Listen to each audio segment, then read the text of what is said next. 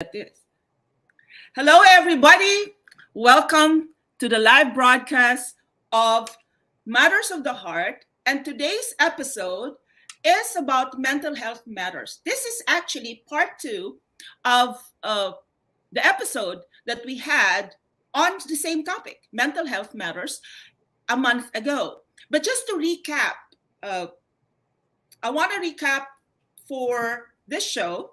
But prior to that, let me introduce the guest that I have right now. He's a good friend of mine, Mike Savage. He was a colleague of mine from the seminary where I used to work. He's an author, he's an educator, and he's a faithful believer in the Lord. And he also has a doctorate, a PhD in psychology from Grand Canyon University, where he also does adjunct teaching. Welcome to the show, Mike. Thank you. Thank you very much. It's a pleasure to see you again and to be on your show. Thank you for inviting me. So as I mentioned earlier, this is part two. And so I just want to give you a recap of what were some of the topics that were discussed the first episode. So just a recap of depression internationally affects over 300 million people worldwide from all walks of life, different age groups, religion, and age. It also is one of the most debilitating conditions on the world, with severe depression rated in the same disability category as terminal stage cancer. It is the leading cause of disability worldwide and is a major contributor to the overall global burden of disease. In the US alone, 1 out of 10 Americans experience depression. That amounts to 18 million people. It is the leading cause of disability for ages 15 to 44. In 2013, a research was conducted by CDC, and they reported that depression was the primary reason why someone dies of suicide every 12 minutes. That is a whooping 41,000 people a year. In comparison, homicide claims less than 16,000 lives each year.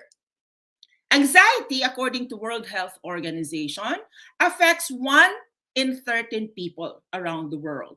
That is about 8% of 8% of children and teenagers around the world experience an anxiety disorder. Over 40 million adults experience anxiety disorder each year. The sad thing is, only about 1/3 of those suffering receive treatment. That's a very sad thing.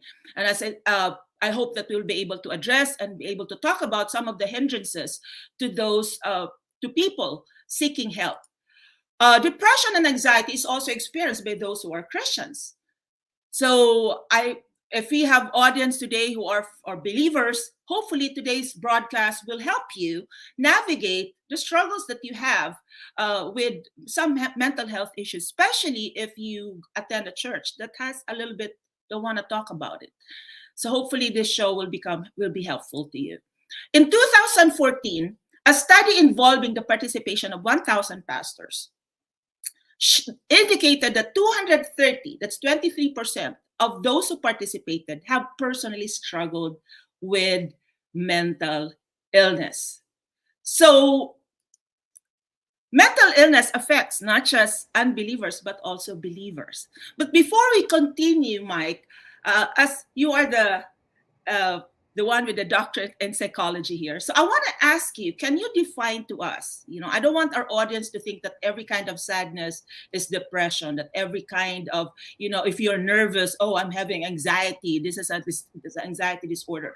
How would you define depression and anxiety? Right. Well, let me just comment first on your statistics, all right? Those are the people who reported it, all right? There's lots of people that don't report depression. Oh, that's true.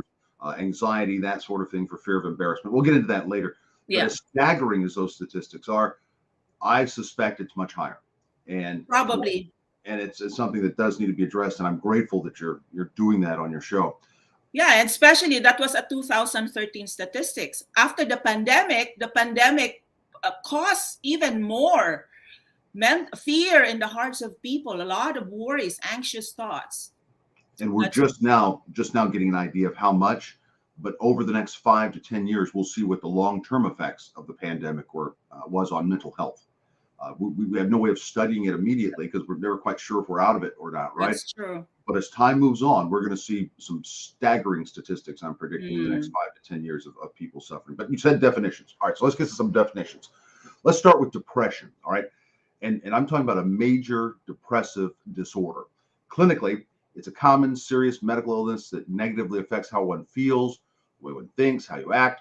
The symptoms, though, must last at least 2 weeks and Oh, represent a change in your previous level of functioning for an actual diagnosis. Now, people use the word depression commonly when they're down, they don't feel good, mm. or they've been that Yeah. way for a couple of days. It's not unusual for someone to go through something that's traumatic, the death of a loved one, divorce, a major move can cause a depressive situation. But those are the symptoms, last at least 2 weeks, and must represent a significant change in your previous level of functioning. All right. So now let's go to the next one, and we'll talk about anxiety. So when we're talking about anxiety, we're talking about the feelings of tension, worried thoughts, and when you have that emotion, physical changes like increased blood pressure can occur. All right. People with anxiety disorders usually have recurring intrusive thoughts or concerns. In other words, you may be functioning to level and all of a sudden something just pops into your mind that causes you to become anxious. All right. So that's kind of an idea of what anxiety is. When we get to the idea of an anxiety disorder, though, that's more of a chronic condition. It's characterized by an excessive and persistent sense of apprehension with physical symptoms such as sweating, palpitations, feelings of stress. Those are just a few, all right, of this idea. So anxiety, in essence, is worries, being upset, Mm. being anxious. And that's oftentimes what people mistake for depression, Mm. right? So those are just some general definitions, I think, to get us started in discussing this particular subject. Thank you for clarifying that. I think it's very important that you clarify that it's like a period of, you said 2 weeks, right? At least for 2 weeks. So if For you're sad for 1 or 2 days, that still not qualifies as depression. It's as a natural way of you're feeling sad. And so basically what I'm getting from what you said, Mike, is that it's very important to observe, especially if you're a parent and you have a son or a daughter or you have family members or friends. You watch them and you observe. There's an observation period, right. right? Right. So if it's like 2 weeks, then that's like, oops. Actually, when you get to the 13th day, I think you should start kind of being concerned. After a Well, week, what for, would you say? I'm currently teaching a class on counseling teenagers, and one of the things that I warn the potential counselors to look for is finding out if there's major changes in a teenager's Mm. behavior. I mean, sometimes it's hard to tell the difference between a hormonal shift and being upset or Oh, anxious or that's depressed true. or so forth, right? So if they're withdrawing from friends, if they are changing peer groups, excessive weight gain or weight loss, it can be a Mm. variety of symptoms, but also understand there's hormones that are going on there and teenagers are going to act up.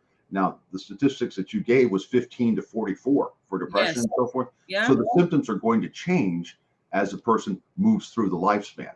All right. So just to kind of give you an idea, while teenagers may be withdrawing from peers, adults may withdraw from each other.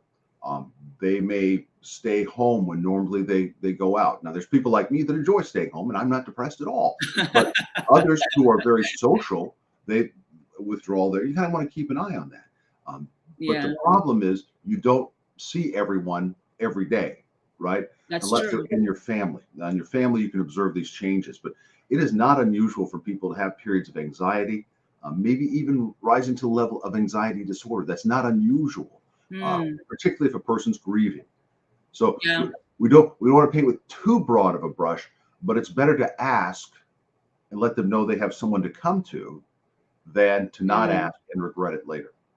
You earlier, Mike, you mentioned about intrusion.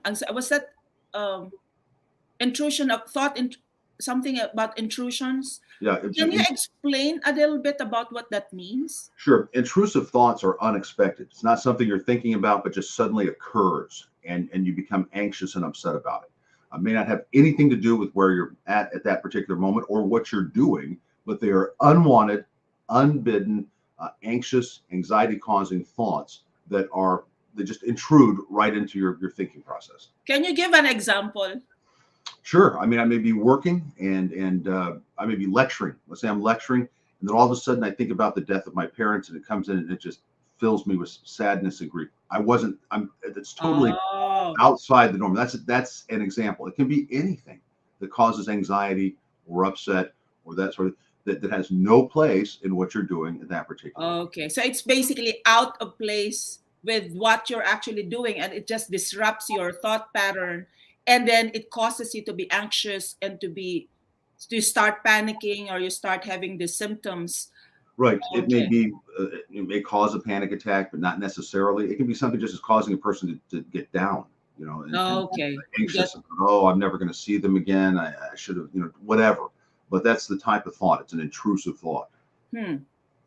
I think I've talked with a lot of young people who are kind of is there a difference between intrusive thoughts?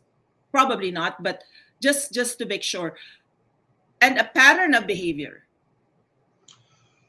Pattern of reaction. Yes. That will cause a behavior, sure. But again, if we're talking about young people, teenagers, that sort of thing, it's not unusual for them to have some of these thoughts keyed by if they don't feel they're living up to their peers' expectations, or they don't look as good as their peers, or aren't as popular as their peers. That can cause anxiousness. It can also lead to depression. But the thought process of teenagers is a lot different than it is of adults, or at least it should be than adults, because there's a certain part of the brain that's not developed quite yet that gives impulse control in the teenage years. So that's why sometimes they get out of control. They make mistakes and do things they shouldn't do. But in an adult, that's entirely different.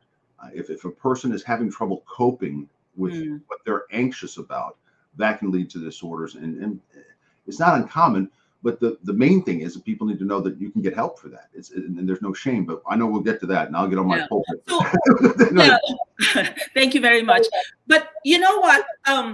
There's actually a question here, which leads us, I'm going to read that question later, but in the secular field, outside of the church, the field of psychiatry is like very well accepted. Mental health illness is like it's a given. Even companies now, they have programs for it. HR, they have now programs for it to help employees who are struggling with.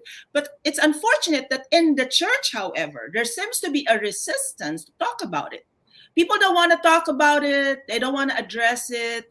In fact, when we finished the first part of Mental Health Matters, a believer texted me and said, "First and foremost, I'm a woman of faith and everything, but I'm going through depression. I just need to have more faith, right, to overcome this." And it was like a loaded question. And so that leads us to this question, which I want to read. Gracie, thank you for joining us. She asked, "Dr. Mike, how do you deal with mental illness inside the church?" And I think that's kind of related to what I said earlier. What has been your experience, and why is the church so resistant to talk about this? Right. Well, here we go. Let me just relate a little something here. All right. When I was in the process of deciding what I was going to do for my PhD, I'm working at a seminary, and the decision is Old Testament or New Testament, right? and there's so many Old Testament, New Testament, PhDs. I'm thinking, I don't want to do that. But I remembered when I first came to the Lord that somehow I got raised up in the church to help people, and guys were coming to me with mental issues, having problems just to talk it through. And I wasn't trained at that time. So we would talk it through and try and get them back to normal. When I got into the church in the outside world, I discovered it was the same thing, but there's this shame associated with having anxiety, being depressed, not being able to cope with life the way it is right then. And oftentimes the pastor may not be trained to handle specific types of counseling. Because when I went through seminary, I had like one counseling class, right? So I mean, you can't expect a pastor to be clinically trained to handle or even be able to spot or identify what's going on. So they're going to rely on what the best that they can do. Mm. And sometimes that may be saying, hey, look, why don't you have more quiet time with the Lord? You need to pray more, fast more, that type of thing. And while that will help with some situations, when a person is anxious or depressed, they may feel shame as well, because I'm a Christian, everything's supposed to be great.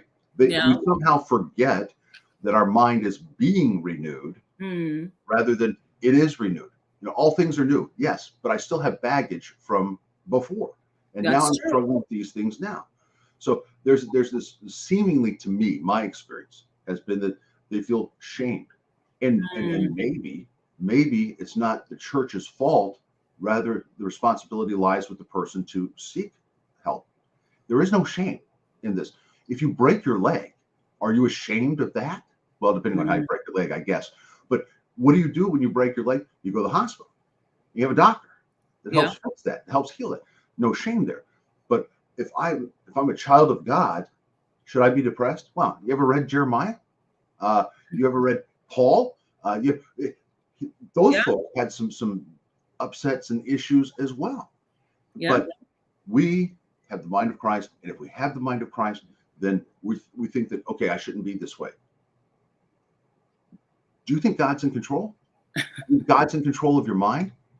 Sure. And so if there's something there may be some place he wants you to help somebody else in the future and needs you to grow through this by competent Christian counseling people who are able to help you. There's no shame to it, but sometimes we put that shame on us and blame the church. You know, now, sometimes the church may be resistant to that. You may run across the people say, oh, no, you just need to have more faith. Well, if you could have more faith and work through it, you already would have. So come forward and let some people know. Don't feel shame because you're anxious or depressed or worried or grieving. So what would be your advice? Let's say I'm a pastor. Okay, there's a church member who came to me and told me, I'm going through depression, pastor. I don't know how to snap out of this. I don't know what to do. Can you help me? Can you pray for me? If I'm a pastor and I know that this is not within my league to help this person, that this is not within my experience, how should I help this person who came to me? What would be the best way to approach it? Right. My experience has been with pastors that there's more than one person in your church that's feeling that way. All right. And so how you respond is going to demonstrate where these other folks are going to come forward and ask for help as well. All right. So first of all, what I would recommend, those definitions that we had, take a look at those and see if it is outside your area of expertise. Yes. Okay? If somebody's upset or worried, comforting them may be the answer. And it may not be depression. It may not be anxiety. It may just be they're down, or maybe their relationship with God they feel isn't quite where they need to be. So you start by learning to assess what's going on here. And if it is outside of your expertise, then you refer them to a competent Christian counselor. Here's the problem. If it's a competent Christian counseling person that's running their own business, remember that's how they make their living. Yeah. And don't ask them to do it for free. Yeah. Okay. The second thing is if there's a counselor at another church that's a competent Christian counselor, you can call them and ask them to see this person, even though they may not be part of the group. Now, I know, well, they may not want to go back. They may not want to come back to church. Their mental health is much more important at this point in time than the numbers in the church right now. And that there's real honest concern with that. And I've interviewed many pastors and talked with them, and that's a genuine concern that they try to overcome. All right. The bigger problem, Dr. Cook, is this. When pastors have depression or anxiety, who do they go to? That's true. All right. Ideally, it would be another pastor to at least talk. Let me tell you this. Psychiatrists, psychologists, if you're doing counseling, generally need to go to counseling once or twice a year to be able to unburden themselves. Right? So the same, and that's, in some states that's required for psychiatrists to go, you have your own therapist. But the thing that I want to get at here, for pastors, there is no shame in seeking help either. You're not letting God down. In fact, he may have allowed you to go through this so that you can go through some counseling and be able to better direct others that come into the church that need that. I think for me personally, what helped me, because everybody goes through a period of sadness, a period where you're discouraged. Maybe it starts with discouragement, and if you sit on it long enough, if you don't have the discipline to intercept it, to stop yourself from going through that route, then it can easily go to depression. I think for me, what helped when people come to me is I do flow in the prophetic and in gift of discernment. So a lot of times in the assessment portion, you talk about assessing. If you flow in spiritual gifts, you can ask the Lord to flow in that, to use that and discern, is this person just looking for attention or is this a real issue? Because sometimes there are cases where they're just wanting somebody to listen to them. They're just looking for a friend, really. And so there's no need to refer them to a psychiatrist or to a counselor. It's just a little bit tender loving care. That's about it. But again, one has to be discerning also, because people with that kind of issue also can take all your time. So discernment is very important. I think if you are a pastor, if you're a minister helping your members in the congregation deal with it. And I like what you said about showing some compassion, showing some, giving them some giving praying for them, and showing love for them. I think that's also very important. I know I have prayed for people before that. I'll just start with my own nephew. I have a nephew, my eldest nephew, went through a process of depression that he actually attempted committing suicide. And so, but for him, what helped him was a long conversation, just processing, why did you do it? What was and so he told me everything that went on, everything that happened, what caused him to really have those sad thoughts, and up to a point that he came to a place of hopelessness, that he feels like there's no way out of it. I might as well kill myself. But he was, they were able to bring him to the hospital and they were able to revive him. And so my sister shipped him to my house because she was scared that he was going to commit suicide again, and they didn't know how to do it. I was like, so you're going to make me responsible for him? But anyway, I had a long conversation with him. And at the time, he was in his 20s. So I asked him if he would like to attend a youth camp. And during the youth camp, somebody prayed over for him. And he said he came back completely different. So for him, it was a real issue. There were real problems. But I think the enemy also sometimes uses it to kind of, it's like put a heavy rock on you even. I mean, you were already feeling low. Yeah, there's already an issue there. But for him, he said, when the pastor prayed for him, he said he felt a tangible, it's like a physical lifting of a rock over. It's like all the clouds, everything that was oppressing him. It's like he feels like, I don't see anything physical, but it was like a physical experience for me. There was a lifting. And I think, pastors, you can never discount the power of prayer. I'm not discounting the need for counseling. That's why I asked Mike to be here. It is still important because there are issues that needs to be processed, and it needs to be taken care of. So thank you for that. Now, there are sometimes I noticed, like sometimes on in the past, like a year ago, there were cases of pastors taking their lives, and everybody, and what can you say about people? Some people, they respond correctly, but what would be a better response when sometimes it saddens me that there's a lot of judgment and a lot of unnecessary words. If something like that happens, it already happened. I know that we can no longer undo, but what should be an appropriate response if we are believers, especially, or even if we're not believers, if we're just a human being, especially the loved ones of the person who left? Okay, so you're talking about a pastor who commits suicide. How should people react? Yes. Yeah. Well, man, a crisis occurs in a church. If that happens, it's a major crisis, of course. People may feel like they let him down or her down. May have, just, we didn't do enough, or I never liked him anyways. I mean, there can be all kinds of reactions that come out of folks. I think that at that particular time, and I have a colleague that kind of does crisis intervention work like that. Yeah. And he says, in a church, we have to find common ground to recover and know that we're going to get through this. And oftentimes the common ground is familial. We're family. Yeah. We're family. We're going to treat this as a family. We will get through it, but let's have time to grieve. But let's also begin to move forward. And sometimes they'll take them through the 5 stages of grief and all these other things that I'm not a big fan of, because they take, the point is everybody's going to react differently. But we have to realize we're all family here. Yeah. All the talk in church about we're family, we're God's children. What's true in that church will be apparent when there's a crisis.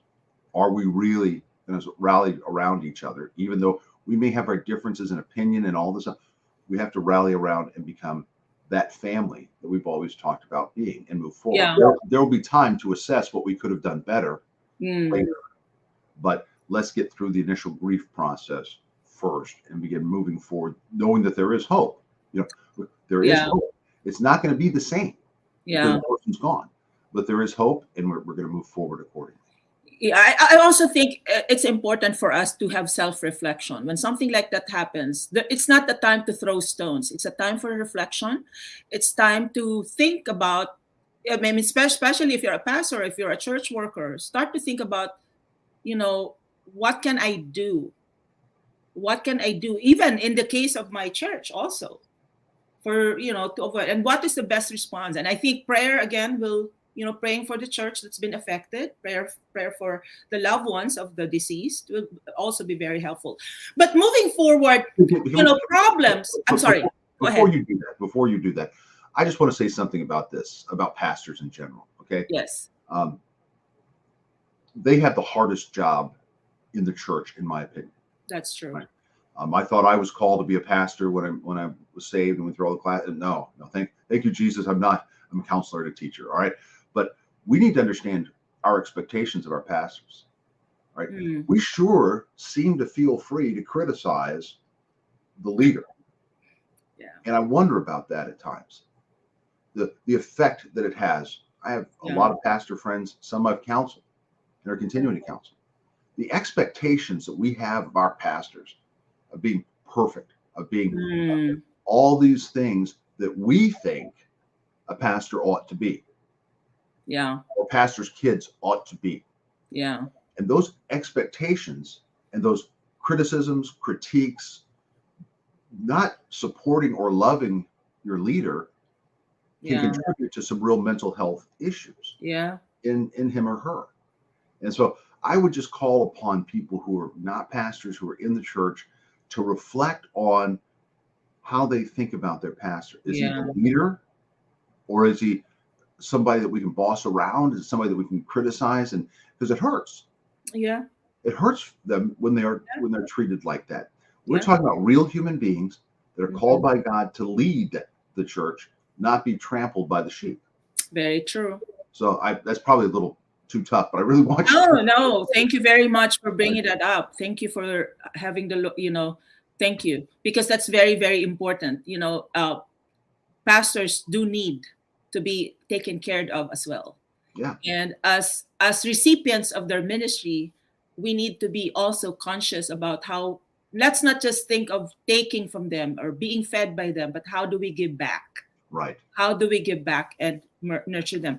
Now, when it comes to the conversation of mental health matters, Mike, they say that nothing happens in just out of nowhere. There's nothing comes out of a vacuum.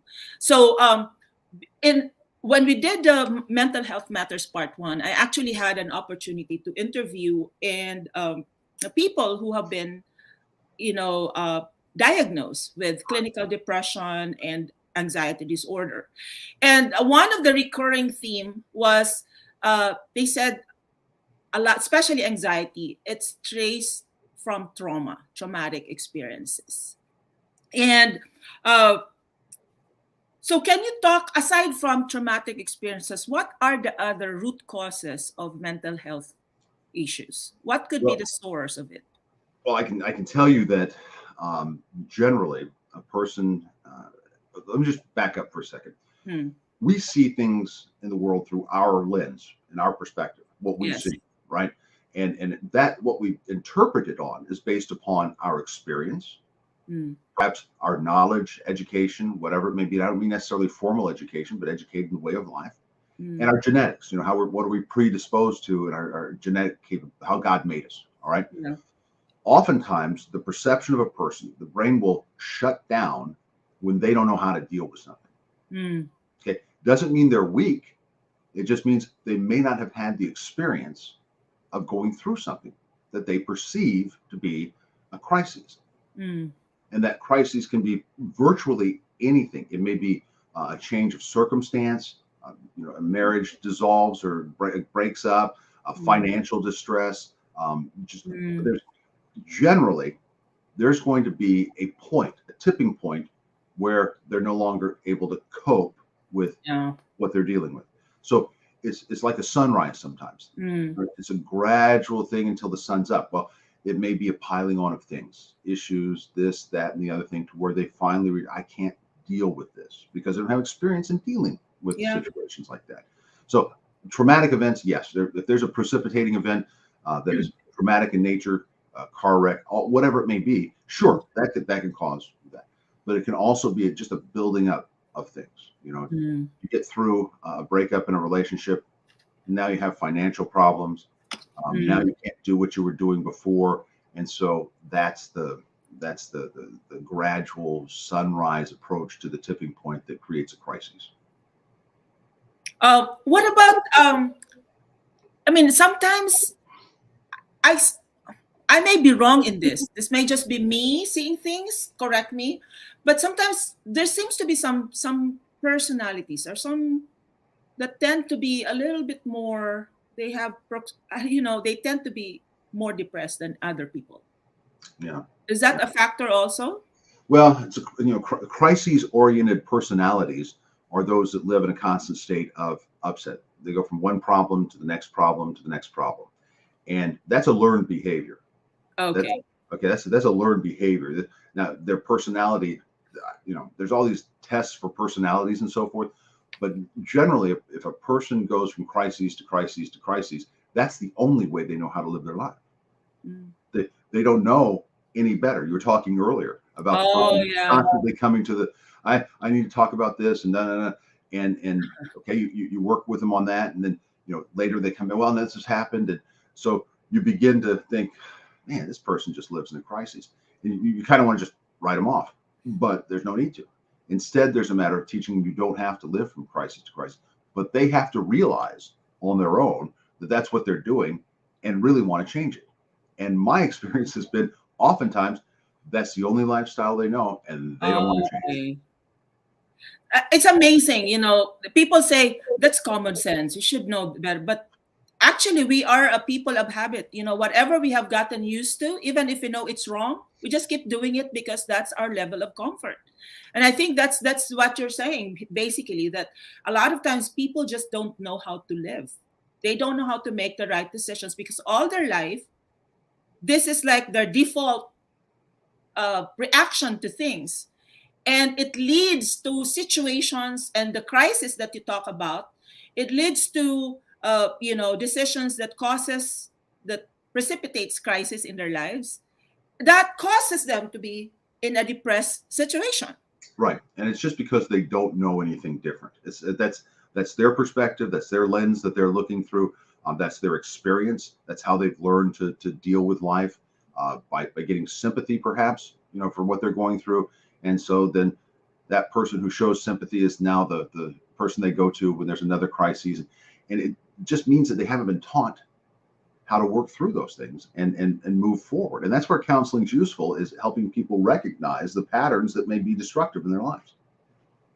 This is very interesting to me because I'm an educator, you are an educator, and this just highlights the importance of education, of teaching. Yeah. That it should really start from the get-go, from childhood. If you're a parent watching this, we need to teach our children from the very get-go how to make the right decisions, how to make the right choices.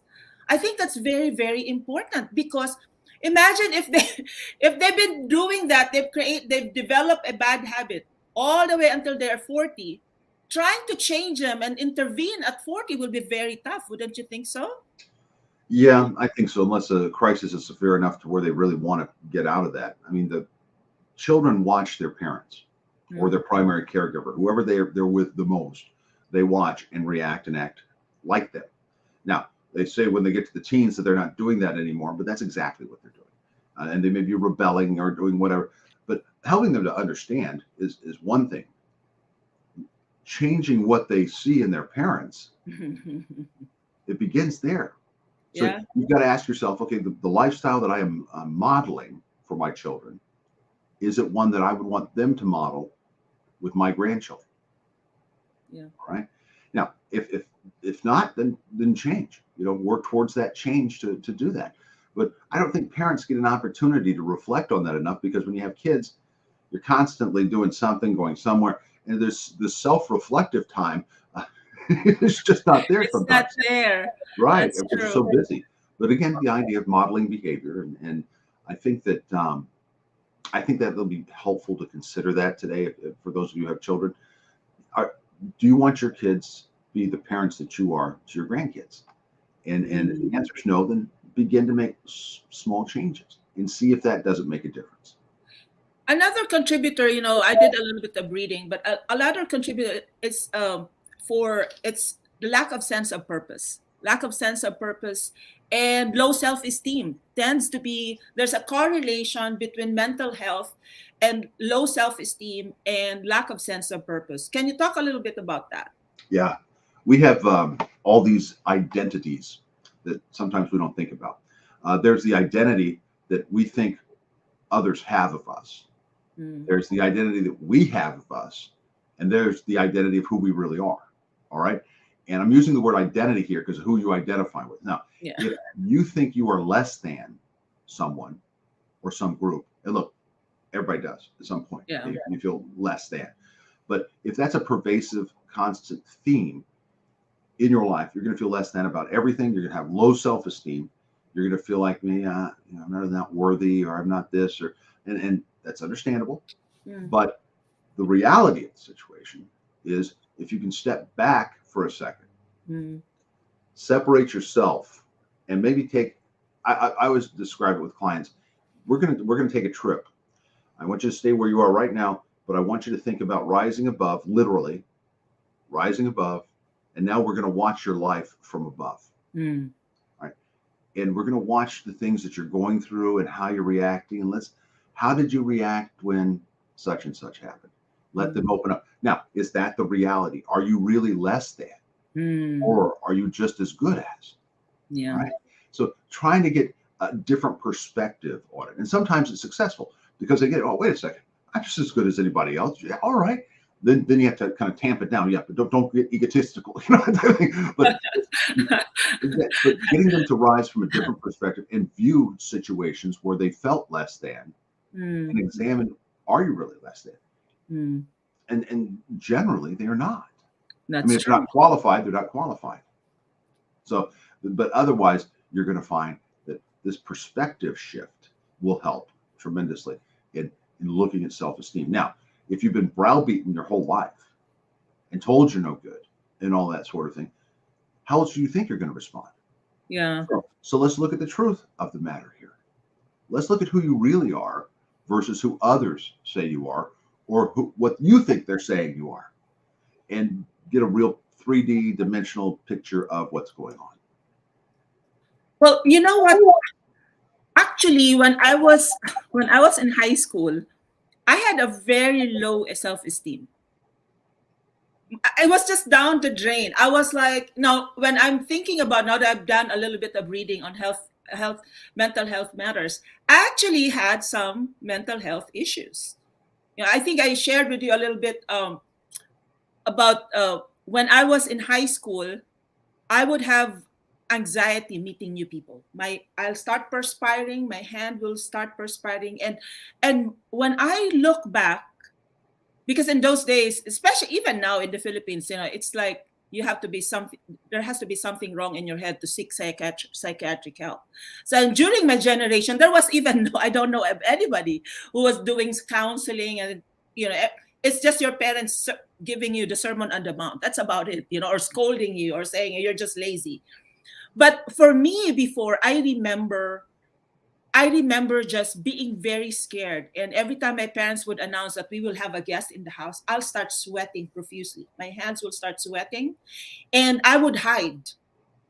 I was always scared. But then, of course, my parents were school teachers, and it was not acceptable for me not to introduce myself. So I would be shaking in my boots, just introducing myself and just wanting to hide. And this went on until I was in high school. And I remember thinking something is wrong with me.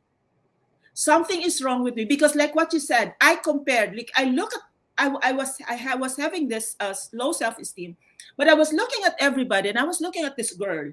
I said, look, I'm taller than her, and I think I'm prettier than her, and I even belong in the Philippines. The sections you belong to is reflective of your grade.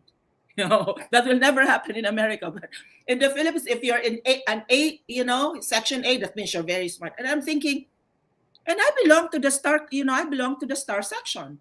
And she belongs to a lower section, that means. So I said, why is it that when she moves around, she feels very confident? And that's the first time I realized something is off with me. Something is wrong with me. But I couldn't tell what was wrong with me. I just knew why do I behave this way? Why do I feel very insecure and everything? You know what I did at that time, Mike? I went to psychology books. I was second year high school. I started reading psychology books to understand myself. But the thing was, I understood why, but I still didn't know how to get out of it. Right. I didn't know how to get out of it. Now I know this, it came from here. I have this traumatic experience.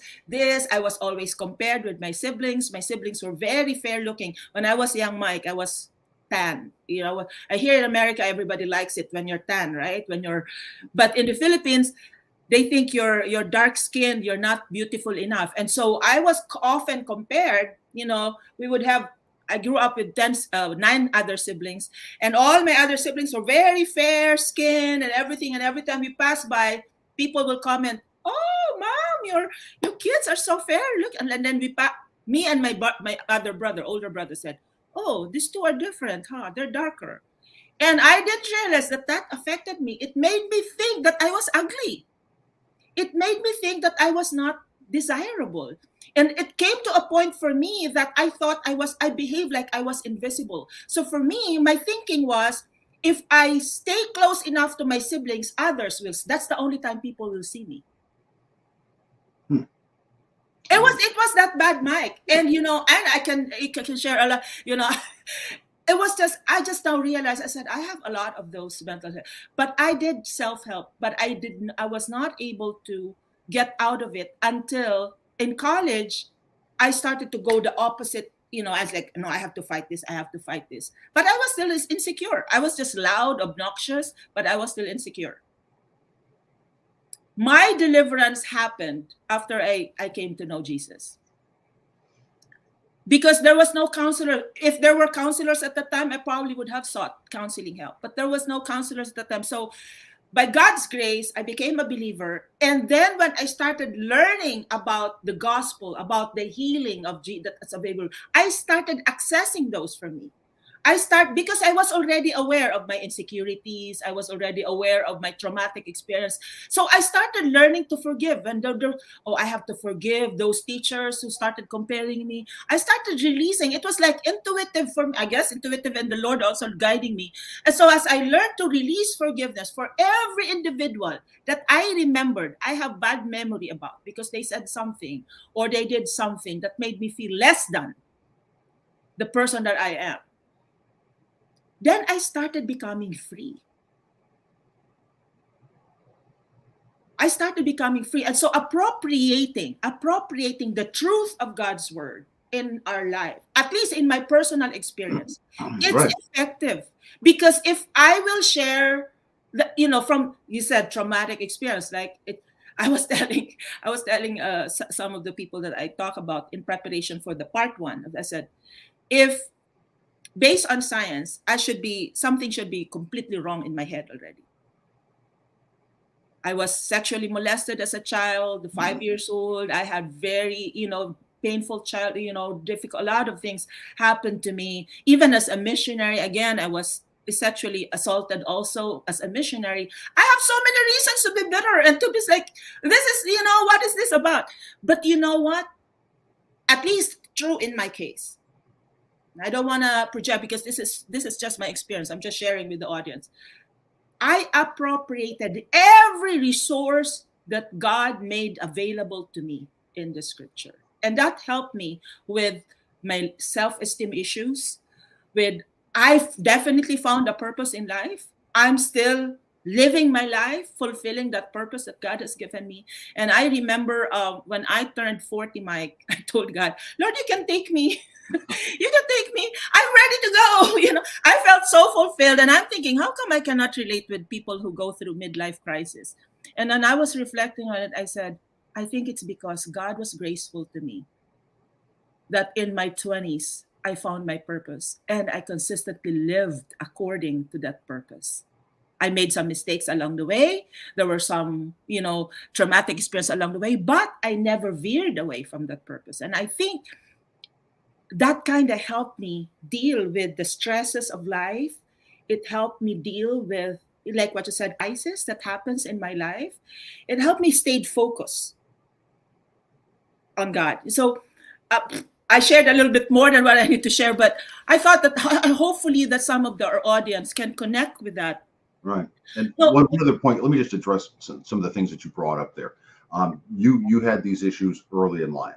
Okay? yes, All teenagers have, less than feelings. Okay, in the comparison. yes, The problem is when you get older and have those. yes, Right. Okay. So I came to the Lord later in life, yes. and in a place that was not ideal to come to the Lord, and I learned my patterns of behavior on dealing with crises and my feelings in a very violent environment.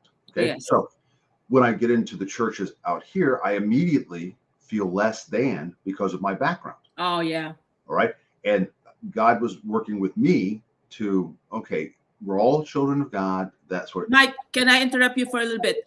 If everybody is wondering what is his background, his testimony is on my YouTube channel, The Mike Savage Story. You can listen to it so that you know exactly what he's referring to. Go ahead, Mike. Sorry. Okay. So when I went into church first time on the streets, it was traumatic for me. Feeling less than, this is not how we do it, that sort of thing.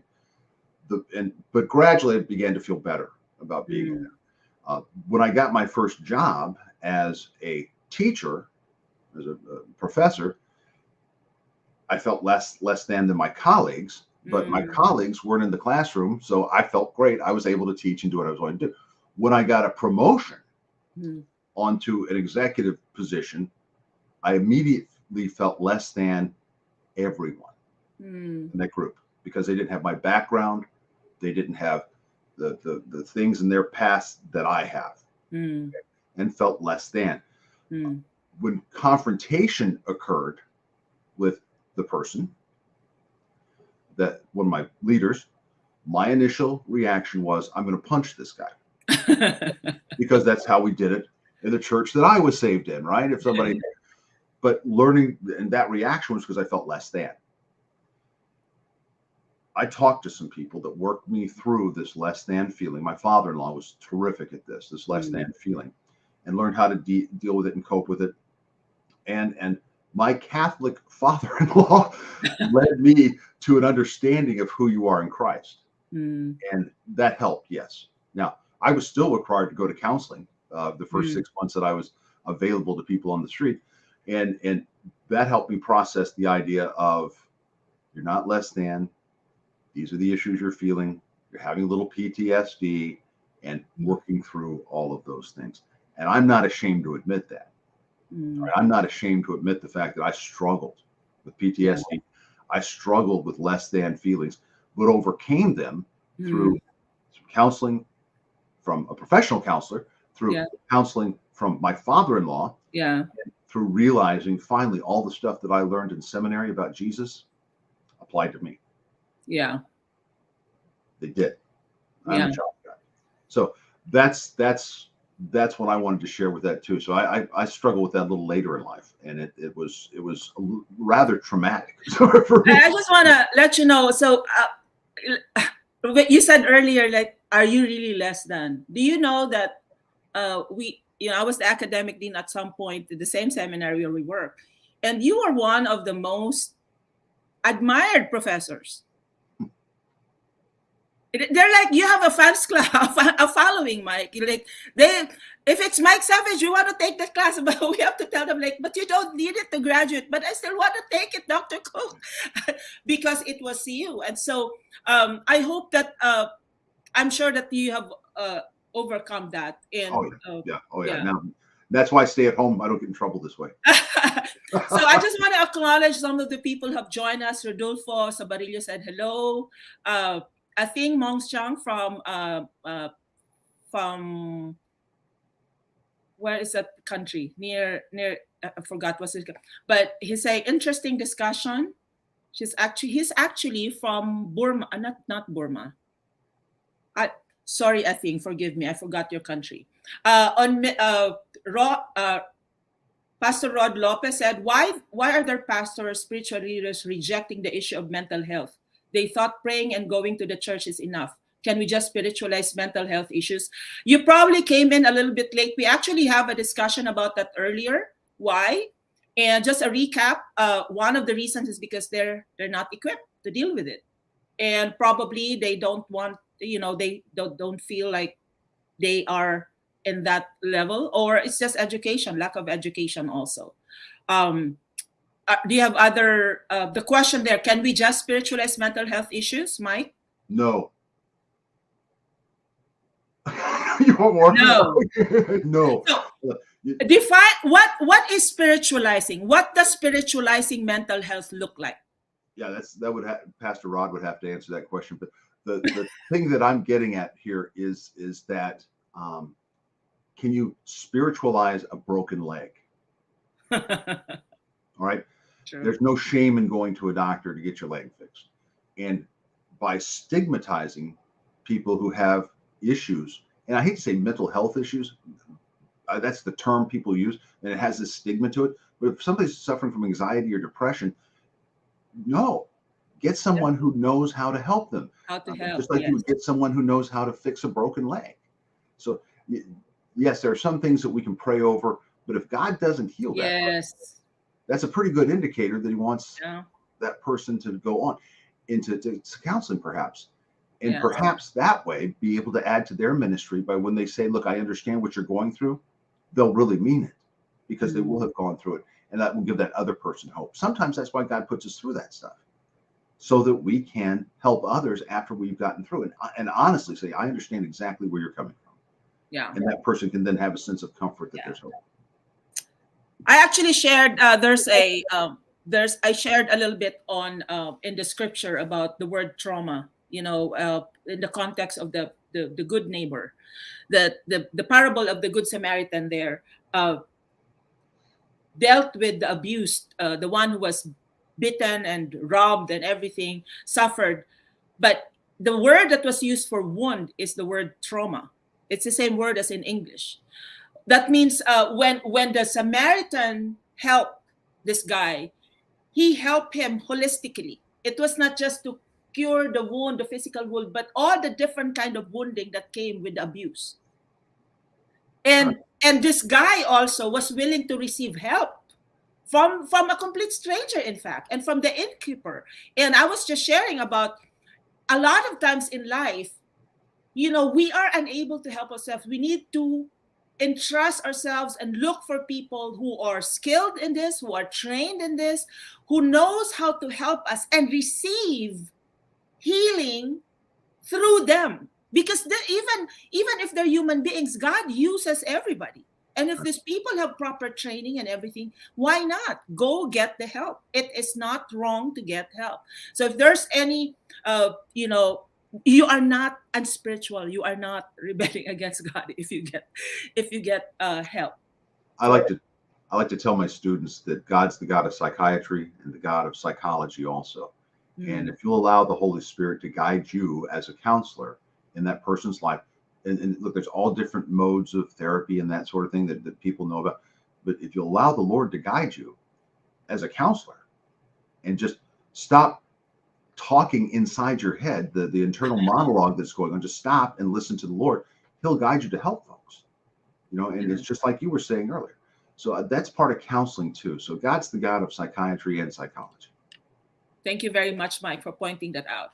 So, are there any proactive steps that one can take to avoid going through any mental health issues? It's kind of like tuning up your car. Okay. If you don't tune up your car, it's gonna eventually break down on you, right?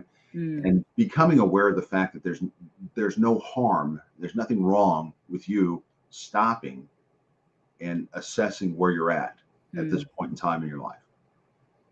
What are my priorities is one thing, but how am I really feeling mm, is another.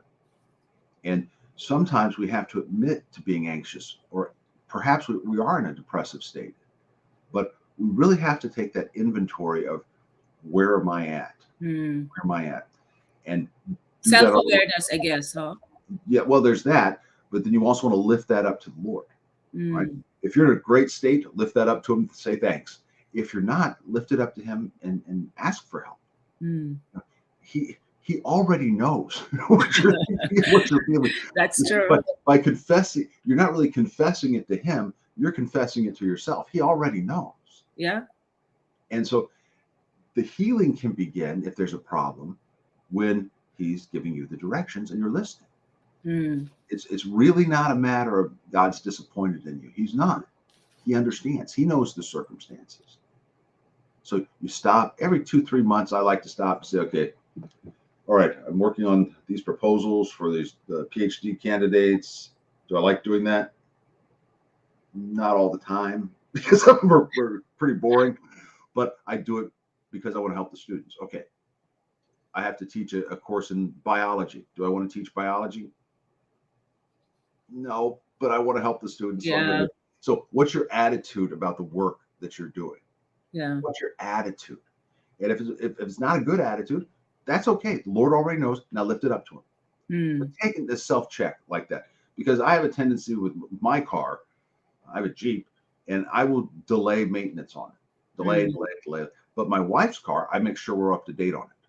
All right. So I really need to take better care of my car and mm. better care of myself in that same sense. So that's just to kind of give you an idea. And it's going to be different for every person. Maybe you need to do that every day or every week or every month, but do it and see where you're at. The Bible says that we are body, soul, and spirit. You're talking about taking care, maintaining ourselves so that, we avoid getting into places where we're now falling apart, and we're having this breakdown. Um, so how do we, what talked about that holistic, how do we, what are the things, what are the different habits aside from self-reflection, tuning, regular tuning and things like, what are additional habits that we can have so that we can have a holistic way of taking care of ourselves, so to avoid any Right. health matter issues? In psychology, there's this theory called the biopsychosocial theory. And Okay. it's the new one that includes religion, spirituality, all that stuff in it. Okay. So psychology is not as hostile to religion and Christianity as it once was. However, I can't say the same for the church at this point. I don't know because I've been to every church, but I like to take that model. So biopsychosocial. Bio begins with biology. Mm, How are you feeling physically? Are you taking care of yourself? Are you eating right, exercising, doing mm, the things that you should do? And if you're not, begin making subtle changes. Don't make this big change all of a sudden. I'm going to run 10 miles. I don't recommend that. But some little changes.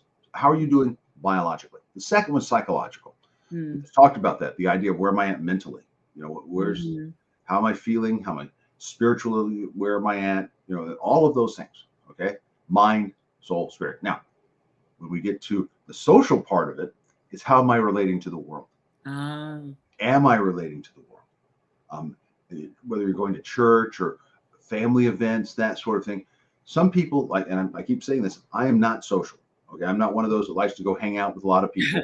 I describe myself as a married hermit. All right, that's kind of the way I feel like I enjoy it. You know?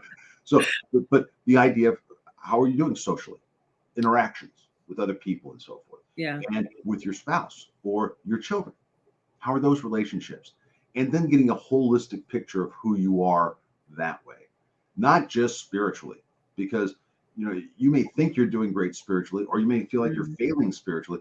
But let's look at these other things. This is a biological issue. Is your gut causing problems? That sort of thing that's affecting the rest of those areas. So that, in a nutshell, is what I suggest and recommend. Thank you very much. Those are very practical, very pragmatic suggestions, Maya. And I hope that our audience took notes of that, because it's very, very important that there are things that it's better to be proactive. They said prevention is better than cure. And so taking care of ourselves, body, soul, and spirit, it's very important, so that let's not wait until we're already falling apart to try to get somebody to help fix us, but take care of ourselves in advance. Our time is running very quickly. This conversation is very interesting to me. But last question before we close in prayer. What advice can you give to if there's anybody in our audience, maybe he's a pastor, maybe he's a parent, but somebody is in our audience who either they're going through it, or maybe they're not going through it, but how can they help somebody they know who is going through it? I'm going to be honest with you, and I'm going to give you the same thing that I tell graduate students, the same thing I tell undergraduate students. If you're reaching out to a person, first of all, reach out and ask. All right, reach out. And then, the thing inside our head where somebody's talking and we think of a great point, and so we wait for them to start talking, and then we're going to spring the great point on. Don't do that. We all need to learn to shut off that monologue that we have in our mind when a person's talking. And the reason I say that is you can't really experience what the person's going through, or experience the person as an individual, if you're just waiting for them to stop talking so that you can start talking. This isn't a conversation. This is counseling. This is the idea of turning off the internal dialogue now, or monologue. So number one, stop thinking and let the Lord direct you, but listen to the person. When they're talking, don't be thinking, be experiencing that person, what they're going through. And that may sound strange to people who have a monologue that's going constantly, but that's something I suggest you doing. All right, it's a matter of listening to the person, and when you're listening to that person, silence isn't your enemy there. So when they stop talking, you don't have to start. They may want to keep going, and you listen and you experience that person. The only person that's going to solve this is God, not you. You're the vessel. And so be a vessel. Don't already be full of your own thoughts or your own ideas or your own scriptures. All right? Let them talk. And if you can do that, sometimes here's what happens. They may have had all these thoughts inside their head, but they've never spoken them out loud before. Yeah. And suddenly when they're speaking, I've had, I can't count how many people suddenly go, that makes no sense. They get to hear how silly their thought patterns are. Oh, exactly. And immediately it's kind of like a shock, jarring thing of, wow, where did that come from? And that's a breakthrough, and you're able to begin to work. Yeah. I don't know how many times I've done that with my wife. I'll have these genius ideas, doctor. Oh, brilliant ideas. And then I say them out loud to my wife, and she's looking at me, and I'm thinking, that makes no sense at all. All right. So that's happened to me. But in counseling, listening is the number one priority. The other thing is to give somebody the ability to talk to you without you going and telling someone else. A form of confidentiality. Now, It's not a formal confidentiality unless you're a counselor, and then you explain those limits. But let the person say what they have to say, their thoughts. I hate this person. I don't like that. Whatever it may be. So when we're talking about that, I just understand that unless they're going to hurt themselves or others, give them a safe space, a spot where they can come, like a confessional, where they can talk and be able to express those things. So those are the two beginning areas for folks who aren't actually going through the training of counseling. So listening, basically shut up, listen, turn off your internal conversation. I think as pastors, ministers, sometimes we're that way. We tend to have all these opinions. We think we know it all. I got a scripture for this. I got a scripture for this, right? Yeah, exactly. Yeah. No, yeah. There's a question here. Why he said, is there a biblical proof that a genuine Christian can be depressed? Yes, there's plenty. Because we're out of time here, Pastor Andy. There's actually, but the one that comes to mind is Job. David went through depression. Job went through depression because of the circumstances. But I would invite you to listen to. We talk at length about the biblical examples in part one. Part one of Mental Health Matters, I discussed the different biblical examples of people in the scripture. Even Moses had demonstrated some symptoms of depression as well. Because we don't have plenty of time right now, so I hope that will help you, Pastor Andy. But yes, there's a lot of biblical backing that Christians, even those who have strong faith, have experienced fear, anxiety, and depression. Can I add on to that? Because he said a biblical proof that a genuine Christian can be depressed. Yes. If you read closely the letters of Paul, particularly when he reflects on the things that he went through and the struggles that he had, and this is Paul who writes at least 12 books of the New Testament, we can see where he struggled as well. Now, did he have a major depressive disorder? I don't know. I wasn't his therapist. We don't know that, yeah. But what I do know is that he talks about struggles. Romans 7:14 through 29 talks about his struggles internally of I want to do the thing. And some people say, well, that's in the past tense. Well, he didn't write it in the past tense. He wrote it in the present tense. So he's talking about who he is at that particular time. So I strongly, and I think we can agree that Paul was a genuine Christian. Yes. I think that we can go back and take a look at those. There's no shame in that. I did another short video clip on that also, teaching on how Paul overcame fear. And the word that is used for fear in that passage is the word what do you call this phobia. Phobia. The word phobia. So Paul experienced phobia. So because that's the Greek word for it. So you can also watch this, Pastor Andy, and that will probably help you also with the answer to answer your question right now. But in closing, yes. Just real quick, one last thing. Look, go ahead.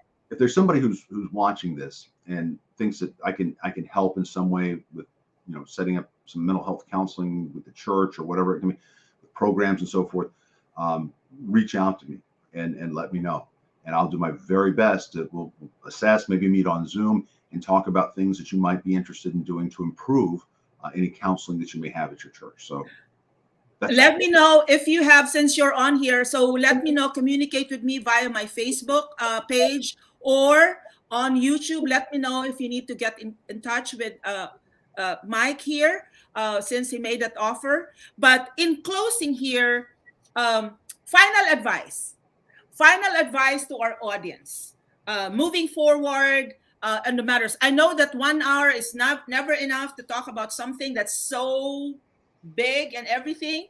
We barely touched the surface here, and this is already part 2. But hopefully, what we've shared with you gave you some kind of clarity and direction as well, where to go and what to do. So I would like to give Mike the floor for his last few words before we end. Okay, for the pastor, if you're having people who are having mental health issues in your church, or you're having mental health issues, you're not a failure. Okay, you have not failed God. You are not failing any more so than if you broke your leg. You wouldn't be failing. All right. So understand that clearly and accept that, please, coming from somebody who's felt like he failed by having issues at times. For the person in the church who's suffering from what they believe to be mental health issues, tell someone. Tell someone you trust. It could be a family member, a friend, but tell someone and let it proceed on from there. So those are the two things that I would suggest moving forward. There's help. You're not a failure, and God has provided for you. He will make sure there's people that will help you. Thank you very much, Mike. I'm very grateful that you agreed to be part of this show. Thank And you. my audience, thank you very much for joining us. For those who will be watching this later, feel free to continue to leave comments on my Facebook page, On Mission with Elsie. And you can also leave comments on my YouTube channel. Look for On Mission with Elsie. I know that the invites also shows the link there. But if you haven't subscribed to my YouTube channel, please consider subscribing, and also follow me on my Facebook page. But thank you very much. My last word to you is be encouraged in the Lord. There's healing in the Lord. I know I've experienced that healing. I grew up with a lot of traumatic experience. Even as a Christian, I went through very difficult, challenging situations. But God is always up to the challenge. When we open our heart to Him, He is always able. When we are sincere and honest with our feelings, there's no need to hide. Like what Mike said, there's no need to hide. If you feel bitter, then spill it out. If you feel angry, then spill it out. Call it for what it is and ask the Lord to help you through it. God has helped me through so many difficult situations in life, and I'm still here serving the Lord and happily, talking with you today. So God bless you. You have a wonderful weekend. Thank you very much again for joining us. Once again, if you are curious about the story of Mike, his testimony, it's on Naomi, my assistant here, has posted the link. You can watch his testimony and learn how the Lord delivered him and saved him from himself. God bless everybody. Bye-bye.